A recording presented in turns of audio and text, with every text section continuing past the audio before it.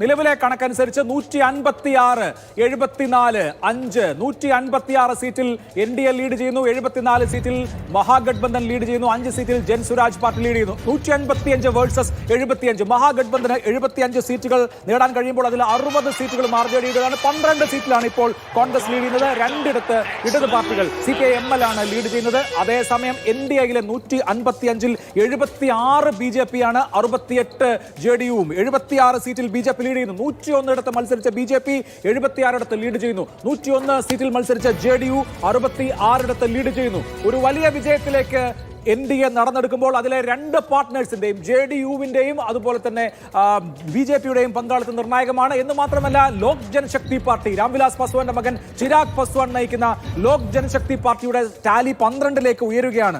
അതായത് 2 അക്കം കടക്കുകയാണ്. കോൺഗ്രസിനേക്കാൾ കൂടുതൽ കോൺഗ്രസിനും LJPക്കും ഇപ്പോൾ ഏതാണ്ട് ഒരേ നമ്പർ എന്ന നിലയിലേക്ക് എത്തുന്നു. കോൺഗ്രസ് 12 സീറ്റിൽ ലീഡ് ചെയ്യുന്നു എന്നുള്ളത് കോൺഗ്രസിനെ സംബന്ധിച്ച് ആശ്വാസകരമാണ്. ഒരു സമയത്ത് 4 സീറ്റിലേക്കൊക്കെ ചുരുങ്ങിപ്പോയതാണ് കോൺഗ്രസിന്റെ ലീഡ് നില. ഇപ്പോൾ കോൺഗ്രസ് 12 സീറ്റിൽ ലീഡ് ചെയ്യുന്നു എന്നുള്ളത് കോൺഗ്രസ് പാർട്ടിക്ക് ആശ്വസിക്കാൻ കഴിയുന്ന വാർത്തയാണ്. പട്ന സാഹിബ് മണ്ഡലത്തിൽ കോൺഗ്രസ് വലിയ ലീഡിലേക്ക് പോവുകയുമാണ്. നിലവിൽ 157-76 എന്ന നിലയിൽ 157 NDA, 76 മഹാഗഡ്ബന്ധൻ. രാംനഗറിൽ BJP ലീഡ് ചെയ്യുന്നു, ലൗരിയിൽ BJP ലീഡ് ചെയ്യുന്നു, ഹർസിദ്ധി BJP ലീഡ് ചെയ്യുന്നു. ഈ സീറ്റുകളുടെ പട്ടിക മനോജ് മേനോൻ ഒന്ന് പരിശോധിക്കുന്നുണ്ടാകുമല്ലോ. ഈ സീറ്റുകളുടെ പട്ടിക പരിശോധിക്കുമ്പോൾ ഏതൊക്കെ മേഖലകളാണ്, അങ്ങനെ തിരിച്ചു പറയാനുള്ള ഒരു സമയമായോ?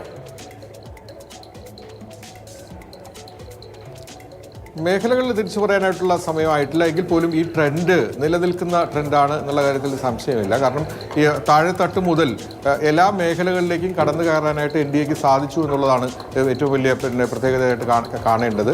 സാധാരണ പരമ്പരാഗതമായ ജാതി ഘടനകളെ കൂടി കുറച്ചുകൂടി വിപുലീകരിക്കുകയോ കുറച്ചുകൂടി വികസിപ്പിക്കുകയോ ചെയ്തുകൊണ്ട് തങ്ങളുടെ വോട്ട് ബാങ്ക് കുറച്ചുകൂടി വലുതാക്കിക്കൊണ്ട് തന്നെയാണ് NDA സഖ്യം ഇക്കുറി ഇത്ര വലിയൊരു നേട്ടം അല്ലെങ്കിൽ മുന്നേറ്റം ഉണ്ടാക്കാൻ സാധിച്ചിരിക്കുന്നത്. ഗ്രൗണ്ടിൽ തീർച്ചയായിട്ടും NDAക്ക് എഡ്ജ് ഉണ്ടായിരുന്നെങ്കിൽ പോലും ഇത്ര വിപുലമായൊരു തരംഗം അടിത്തട്ടിൽ ഉണ്ടായിരുന്നു എന്നുള്ള കാര്യം വളരെ വ്യക്തമായിരുന്നില്ല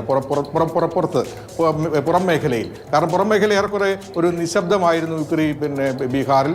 2020-ൽ വലിയൊരു തരംഗം തേജസ്വി യാദവിന് അനുകൂലമായിട്ടുണ്ടാവുകയും തേജസ്വി യാദവ് ഏറെക്കുറെ മുഖ്യമന്ത്രി സ്ഥാനത്തിലേക്ക് എത്തുകയും ചെയ്തിരുന്നു. കപ്പിനും ചുണ്ടിനും ഇടയിൽ ആ സ്ഥാനം നഷ്ടപ്പെട്ടത് കോൺഗ്രസിന്റെ മോശപ്പെട്ട പ്രകടനത്തിലൂടെയാണ്. അതുകൊണ്ട് എന്നാൽ ഇക്കുറി അങ്ങനത്തെ ഒരു വേവ് അനുകൂലമായിട്ടോ പ്രതികൂലമായിട്ടോ ഏതെങ്കിലും മുന്നണിക്ക് വേണ്ടിയിട്ട് മേൽത്തട്ടിൽ ഉണ്ടായിരുന്നില്ല. എന്നാൽ അടിത്തട്ടിൽ വളരെ കൃത്യമായിട്ടുള്ള ഉൾനീക്കങ്ങൾ അല്ലെങ്കിൽ അന്തർനീക്കങ്ങൾ നടന്നുകൊണ്ടിരുന്നു എന്നുള്ളതിൻ്റെ ഫലസൂചനയാണ് ഇപ്പോൾ ഈ തെരഞ്ഞെടുപ്പ് ഫലത്തിലൂടെ പുറത്തു വന്നിരിക്കുന്നത്.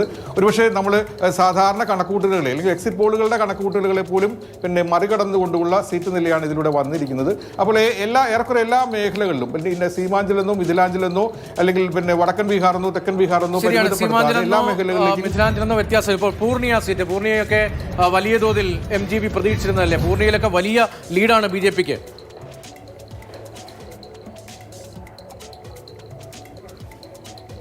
അതെ രതീഷ്, അതാണ് ഞാൻ പറഞ്ഞത്. എല്ലാ മേഖലകളിലേക്കും കടന്നു കയറാനായിട്ട് NDAക്ക് കുറി സാധിച്ചിട്ടുണ്ട്. സാധാരണ നിലയിൽ പരിമിതപ്പെടുന്ന മേഖലകൾ, പ്രത്യേകിച്ച് സീമാഞ്ചൽ, മുസ്ലിം ഭൂരിപക്ഷ പ്രദേശമാണ് സീമാഞ്ചൽ. കഴിഞ്ഞ വർഷം 2020-ൽ OICയുടെ സാന്നിധ്യം കാര്യമായ തോതിൽ സീറ്റ് നിലയെ സ്വാധീനിച്ച പ്രദേശങ്ങളാണ് സീമാഞ്ചലിൽ 24 മണ്ഡലങ്ങൾ കൃത്യമായ നിലയിൽ മുസ്ലിം വ്യക്തമായ ഭൂരിപക്ഷമുള്ള മേഖലകളാണ്. അതിൽ തന്നെ കിഷൻഗഞ്ച് 68% മുസ്ലിം സാന്നിധ്യമുള്ള മണ്ഡലമാണ്. ഈ മേഖലകളിലൊക്കെ തന്നെ സ്വത്ത് രാഷ്ട്രീയം ഉയർത്തിപ്പിടിച്ചുകൊണ്ട് 2020-ൽ OIC നടത്തിയിട്ടുള്ള പ്രകടനം അതായിരുന്നു മഹാസഖ്യത്തെ പാടെ തകർത്ത് കളഞ്ഞത്. മഹാസഖ്യത്തിന് അതുവരെ പരമ്പരാഗതമായിട്ട് മഹാസഖ്യത്തിനൊപ്പം നിന്നിരുന്ന വോട്ട് ബാങ്കിനെ മുഴുവൻ പിളർത്തിക്കൊണ്ട് OIC അവിടെ സാന്നിധ്യം ഉറപ്പിക്കുകയും അതോടുകൂടി NDA സഖ്യത്തിന് 12 സീറ്റുകൾ കിട്ടുകയും മഹാസഖ്യം കേവലം 7 സീറ്റുകളിലേക്ക് ഒതുങ്ങുകയും OICക്ക് 5 സീറ്റുകൾ ലഭിക്കുകയും ചെയ്തിരുന്നു 2020-ൽ. എന്നാൽ OICയുടെ ആ സ്ട്രൈക്കിംഗ് റേറ്റ് ഇക്കുറി നിലനിർത്താൻ സാധിക്കുകയില്ല എന്നൊരു തോന്നൽ സീമാഞ്ചൽ മേഖലയിൽ നിന്ന് ലഭിച്ചിരുന്നു. കാരണം OICക്ക് 2020-ൽ ഉണ്ടായിരുന്ന ക്രെഡിബിലിറ്റി അല്ലെങ്കിൽ വിശ്വാസ്യത ഇക്കുറി സീമാഞ്ചൽ മേഖലയിൽ ഉണ്ടായിരുന്നില്ല. അതിന് 2-3 കാരണങ്ങളുണ്ട്. അതിൽ ഒന്നാമത്തെ കാരണം OICയുടെ പാർട്ടിയിൽ MLA ആയി തിരഞ്ഞെടുക്കപ്പെട്ട 5 പേരിൽ 4 പേര് അടുത്ത ആഴ്ച തന്നെ തിരഞ്ഞെടുപ്പിന്റെ ഫലം പറഞ്ഞ് അടുത്ത ആഴ്ച തന്നെ RJDക്കൊപ്പം ചേർന്നു. അത് വിശ്വാസ ചോർന്നതിനകത്ത് ഒരു വിഷയമായിരുന്നു. രണ്ടാമത്തെ വിഷയം, പരമ്പരാഗതമായ സമൂഹത്തിന് പുറമെ പുതിയ തലമുറയ്ക്ക് മുസ്ലിം വിഭാഗത്തിനുണ്ടായിട്ടുള്ള പുതിയ മുറയ്ക്ക് കൃത്യമായിട്ട് വിലയിരുത്തൽ ഒവൈസിയുടെ നീക്കങ്ങളെക്കുറിച്ച് ഉണ്ടായിരുന്നു. ഒവൈസിക്ക് വോട്ട് ചെയ്യുന്നത് പിന്നെ BJPക്കോ NDAക്കോ വോട്ട് ചെയ്യുന്നതിന് തുല്യമാണ് എന്നൊരു തോന്നൽ പിന്നെ ഒവൈസിക്ക് ഉണ്ടായിരുന്നു, പുതിയ ചെറുപ്പക്കാർക്കുണ്ടായിരുന്നു. അതുകൊണ്ട് അത്തരത്തിൽ ഒവൈസിയുടെ ഒരു സ്ട്രൈക്കിംഗ് റേറ്റ് കുറി എത്രത്തോളം ഉണ്ട് എന്നുള്ളത് നമ്മൾ പരിശോധിക്കപ്പെടേണ്ട വിഷയമാണ്. ഒവൈസിയുടെ മജ്ലിസ് പാർട്ടി എത്രമാത്രം സ്വാധീനം അവിടെ സീമാഞ്ചൽ മേഖലയിൽ ഉറപ്പിച്ചു എന്നുള്ളതൊരു പരിശോധിക്കേണ്ട ഒരു രാഷ്ട്രീയമാണ്. ഏതായാലും ഇത്തരം മേഖലകളിലെല്ലാം തന്നെ സാധാരണ സമവാക്യങ്ങളെയും കൂടി മറികടന്നുകൊണ്ട് NDAക്ക് മികച്ച പ്രകടനം കാഴ്ചവെക്കാൻ കഴിഞ്ഞു എന്നുള്ളതാണ് ഏറ്റവും വലിയ പ്രത്യേകത.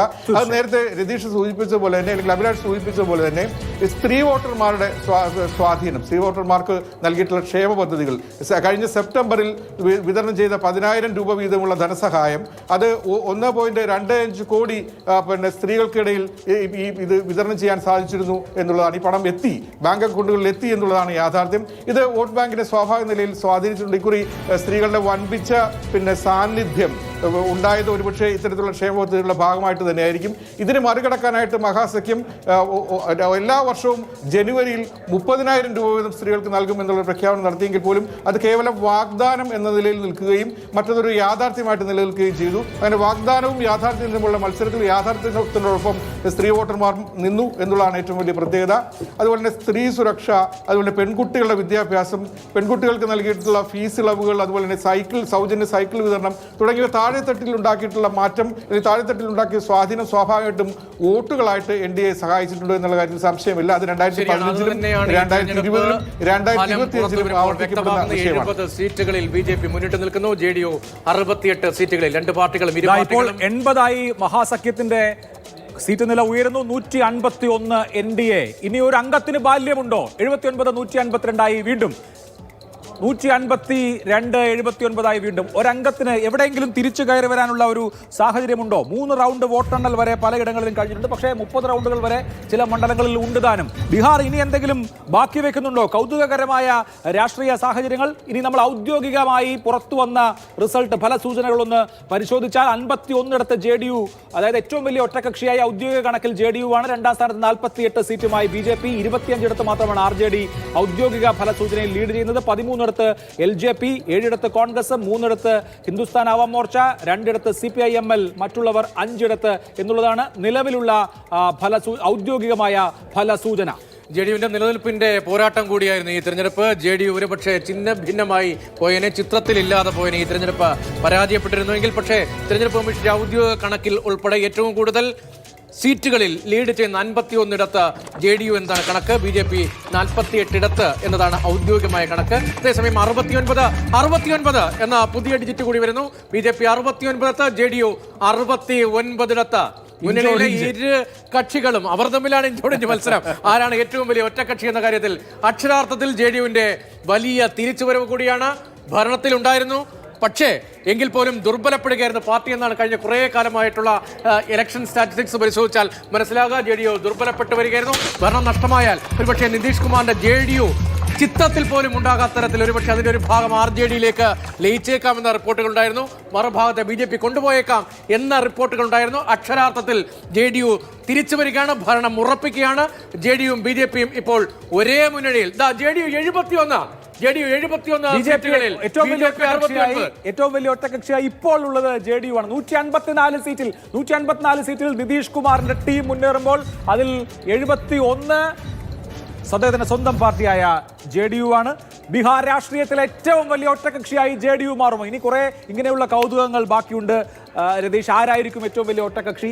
മഹാഗഡ്ബന്ധനിൽ നിശ്ചയമായിട്ടും അത് RJD ആണ്. RJD ഏറ്റവും വലിയ ഒറ്റകക്ഷിയാകും എന്ന് പലരും പ്രവചിച്ചിരുന്നു, പക്ഷേ അങ്ങനെ ഉണ്ടാവില്ല എന്നതിന് സൂചന. ഇപ്പോൾ 71 സീറ്റുമായി JDU ഏറ്റവും വലിയ ഒറ്റകക്ഷി, 69 സീറ്റ് BJPക്ക്. NDA മുന്നണിയിൽ BJPയും JDUവും തമ്മിൽ മത്സരം നടക്കുന്നു എന്ന് വേണമെങ്കിൽ പറയാം. 101 സീറ്റിൽ വീതമാണ് ഇരു പാർട്ടികളും മത്സരിച്ചത്. 101 സീറ്റിൽ ഇരു പാർട്ടികളും മത്സരിച്ചപ്പോൾ ഇപ്പോൾ 69 BJPയും 71 JDUവും ലീഡ് ചെയ്തുകൊണ്ടിരിക്കുകയാണ്. 154 സീറ്റുകളിൽ NDA മുന്നണി ലീഡ് ചെയ്തുകൊണ്ടിരിക്കുകയാണ്. മഹാഗഡ്ബന്ധന് 77 സീറ്റുകളിലാണ് ലീഡ് എടുക്കാൻ കഴിഞ്ഞിട്ടുള്ളത്. കൗതുകകരമായ ഡിജിറ്റൽ സംഖ്യകളാണ് വരുന്നത്. 71ലേക്ക് JDUവിന്റെ സീറ്റ് നില ഉയരുമ്പോൾ 68 BJP അല്പം താഴേക്കിറങ്ങുന്നു. 101 സീറ്റുകളാണ് ഇരു പാർട്ടികളും മത്സരിച്ചിരുന്നത്. ഇഞ്ചോടിഞ്ച് ഫൈറ്റ്.